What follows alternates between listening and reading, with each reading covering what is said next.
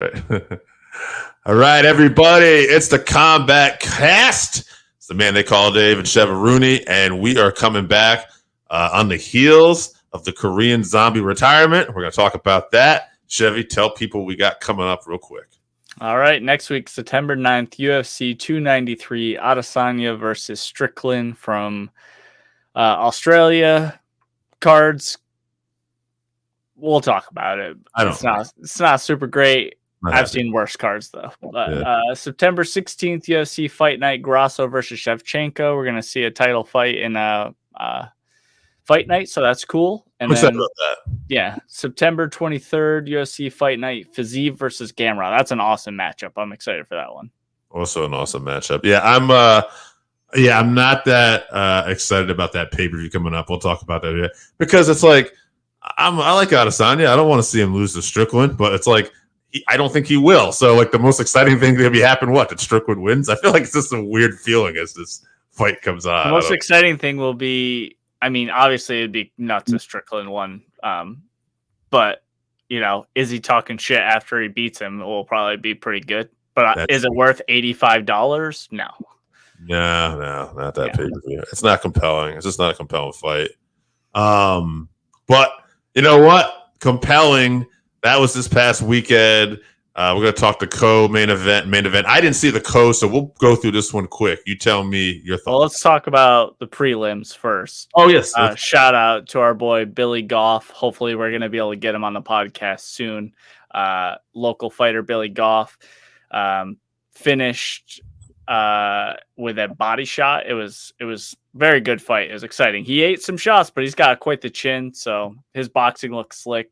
Body shot. And then followed up with ground and pound. So good TKO first round for him in his debut. He's looking to get on that MSG card, I believe, in November. Wants to, had to fly all the way to Singapore. So he'd like to fight closer to home. So I hope he gets it. That's awesome. Yeah, same. All right, let's talk about co-main Anthony Smith versus Ryan Spann. Yeah, I know Anthony won a split decision. He looked pretty beat up. The way it was described was Bisping, because I saw the after show, and Bisping said that Smith had walked up to him. He said, "Did I win that fight?" He's like, "I honestly don't know."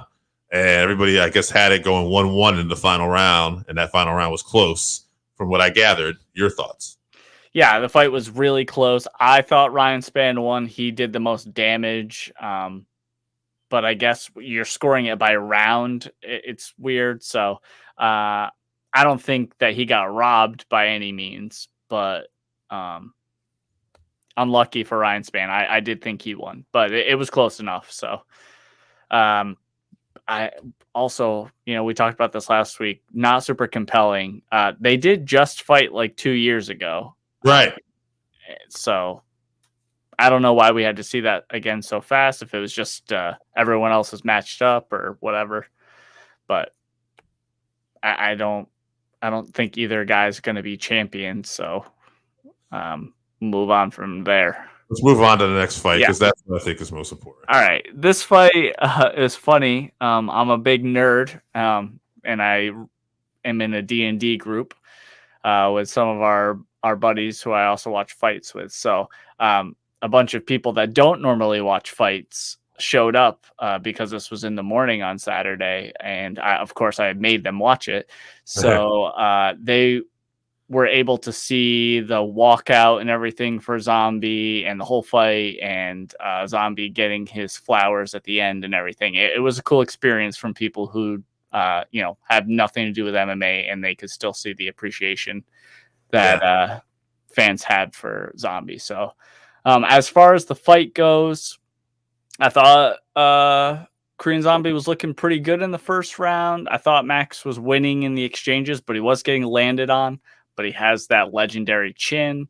And then round 3 came, and Korean Zombie said, "Fuck this shit. We're going to go out on our shield, or we're going to knock out the unknockable out Max Holloway." So he came out just swinging Hail Marys, and Max KO'd him with one punch, really. Yeah, I mean, for me, the crowd singing that song as his entrance is coming in, it just made it an emotional feeling, just nothing but a love for this fighter. Just as a person, you start to really go, wow, this has got to be a tremendous moment to have that kind of appreciation on what you're thinking probably could be his last fight at the time. And then it is, I thought, like you said, he went out on a shield. Max, very respectful. You can almost argue a little too. There was one point where Max was backing off a little bit because it looked like, he thought it was done and it wasn't. But yeah, he knocked him down, and instead of ground and pounding, he put his arms out and waited for the ref to come in, and the ref didn't come in. So then he jumped on a submission, which Max hasn't had a submission since I don't know when, 2015 or something like that. Yeah. So I think definitely a lot of respect. I think the stat is Max's, by the way, is 18-0 in that division, except for against Volkanovski. He's 0-3. 0-3 versus Volkanovski. Wow. I think it's 12-0 versus everyone else. That makes more sense. 18 is a lot of fights. But anyway, as far as just hats off to UFC, man, I don't know if their relationship with WWE is already kicking in because they have been on point with this and the Robbie Lawler retirement. Video packages ready to go. And it's been a really nice look for them. And biggest thing this weekend, really happy for the Zombie going out. Kind of sad losing some of these fighters like the Cowboy, the Korean Zombie, but at the same time, happy that they're going out and, not looking too far removed from their heydays. Right, he still look good. Max is the best 145er that's not Volkanovski, by a lot, it seems. So it's good to see him go out instead of just getting beat over and over and over again. He lost his last one to Volkanovski, so but yeah, going back to the UFC doing these retirements properly, I think my favorite part was just the commentary team just not talking at all. And you could just hear all the crowd noise and, they're singing Zombie as he's walking out and, his girlfriend or wife or whatever is greeting him. And, you could tell he was really sad, but he was really enjoying the moment, the love from the fans. So, yeah, it was bittersweet. Shout out to Korean Zombie. Max said it online. He's, the last of an era for sure. No doubt. All right, let's move on. Let's move on to this week. Let's talk about Max a little bit. We kind of glossed over him, but it seems like he wants to stay in the division. Yeah. It's going to be really, really hard to get a fourth fight, but he seems like he's willing to do it. He talked about becoming undeniable. He's just got to be undeniable. He's going to have to just keep beating all these up and comers like the Arnold Allens and Ilia Toporias and them. I wish it's going to be a struggle, but I don't know if the UFC wants him to do that. Would.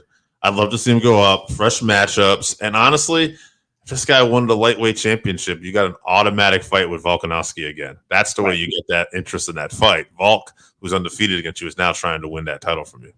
Yeah, I think if Max, he had that one fight at 155 versus Poirier, but Poirier was already a 155er that was cutting down to 155.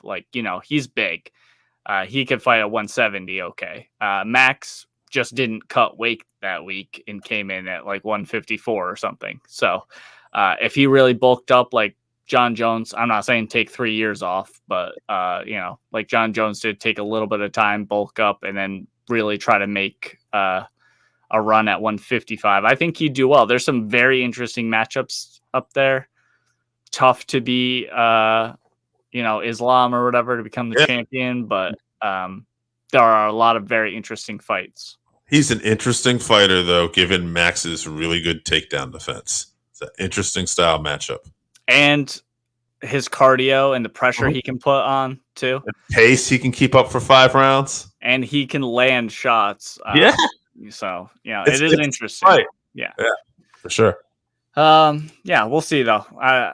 I love Max's attitude, the fact he's just going to keep going, just keep fighting no matter what. So shout out to him. He's turning 32, I think he said at the end of the year. It seems like he's 1,000 years old because he's been in the UFC forever, but he's, just reaching his prime really now.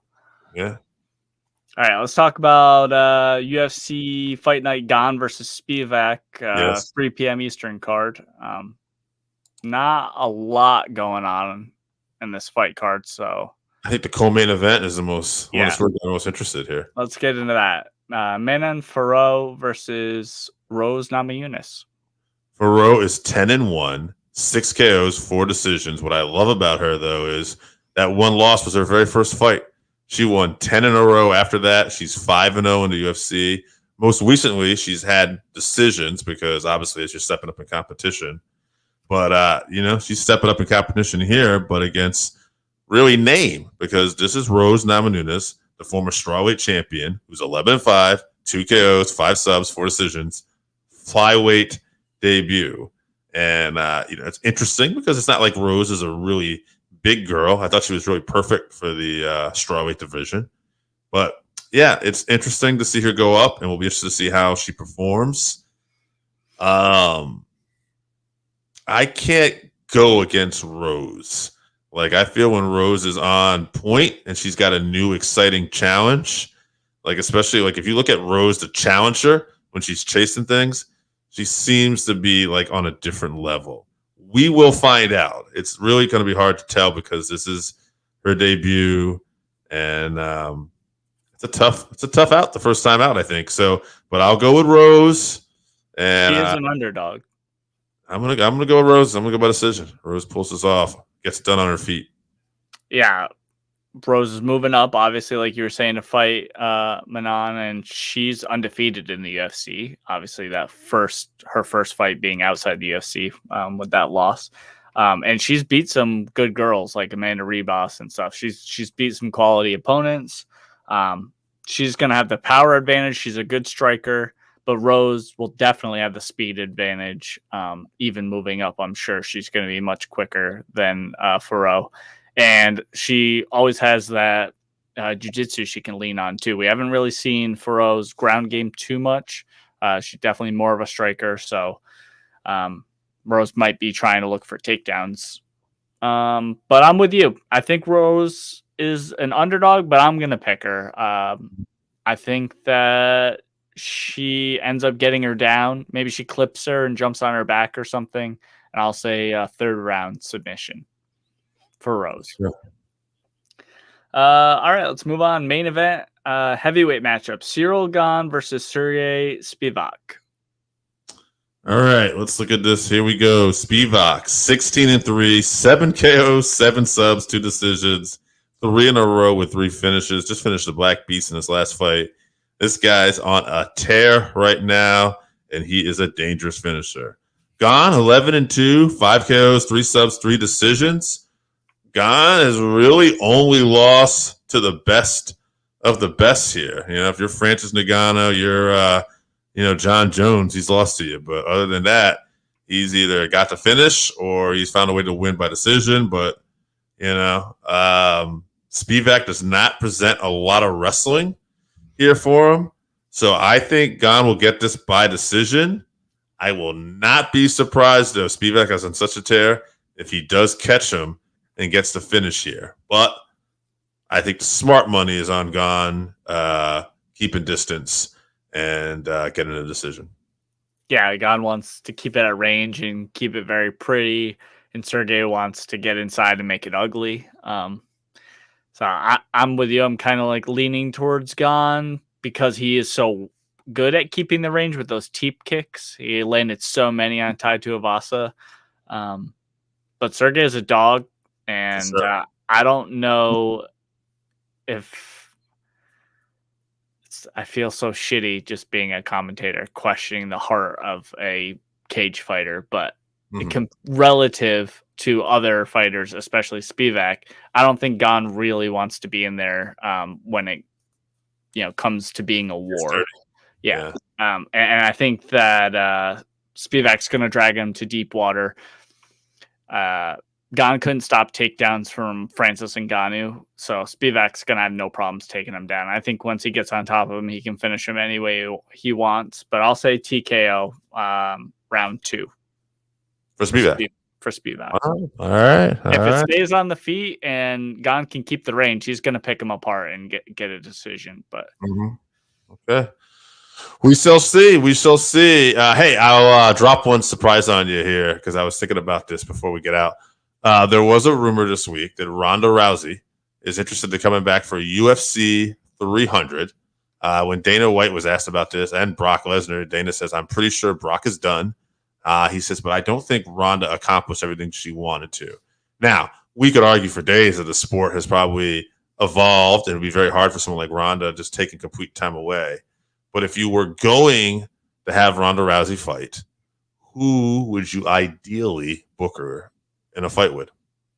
Miesha Tate. That's the first person I thought of. I had another one. Go ahead. Yeah, I think that Ronda would actually do pretty well against Pena, to be honest, matchup wise.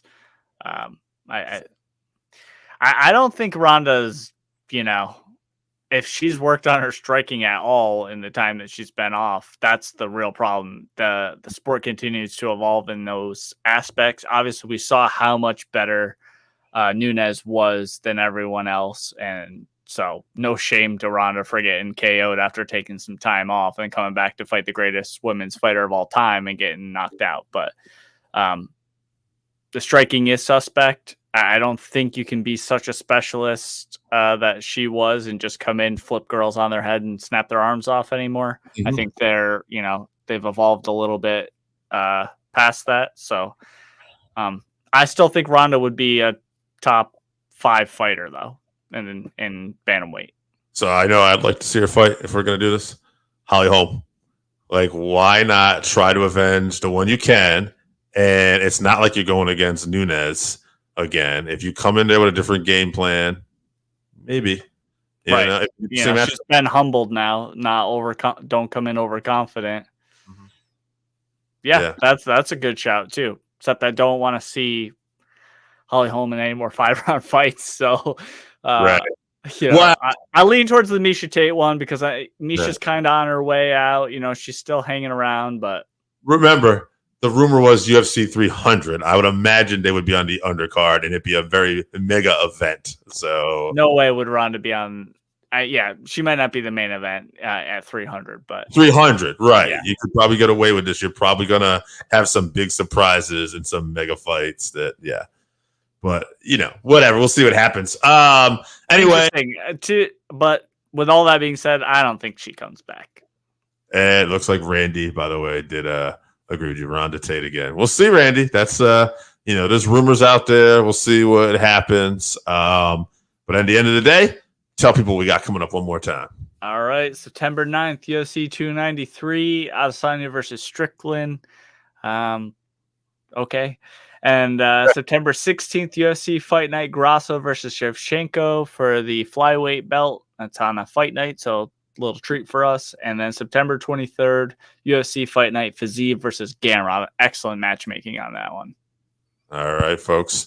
And I can't find our normal thing that takes us out of here with the Combatcast. So just, hey, tune into the Combatcast, tune into the Working Fans podcast. Check us out. We appreciate you, and don't forget to watch the fights.